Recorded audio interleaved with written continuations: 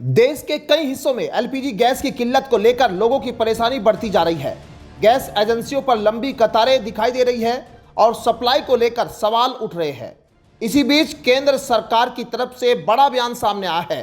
केंद्रीय मंत्री जयंत चौधरी ने गैस संकट पर प्रतिक्रिया देते हुए कहा कि हालात नियंत्रण में हैं और जल्द ही स्थिति सामान्य हो जाएगी।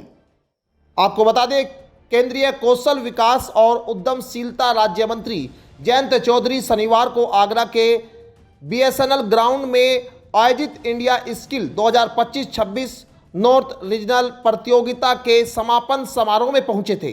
यहां उन्होंने विजेताओं को सम्मानित किया और युवाओं के कौशल विकास को लेकर सरकार की योजना की जानकारी दी।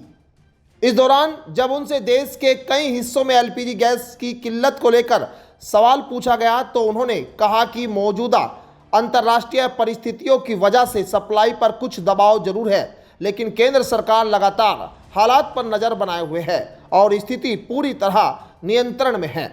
ईरान से जुड़े सवाल पर केंद्रीय मंत्री जयंत चौधरी ने कहा कि भारत के ईरान के साथ सभ्यतागत और ऐतिहासिक संबंध रहे हैं।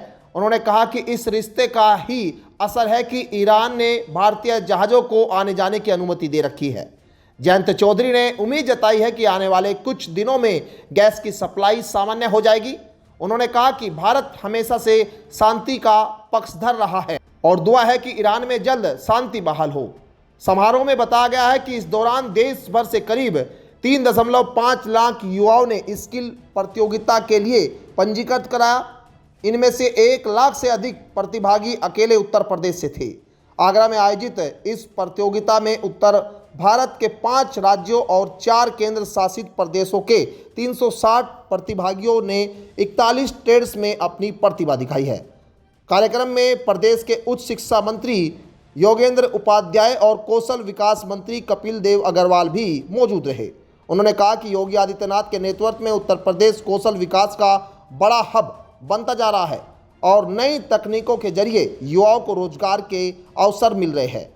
अब बड़ा सवाल यही है कि अगर हालात नियंत्रण में हैं तो देश के कई शहरों में गैस की किल्लत क्यों दिखाई दे रही है और क्या अंतर्राष्ट्रीय हालात का असर आगे भी एलपीजी सप्लाई पर पड़ सकता है। Bureau report, news 80 desk.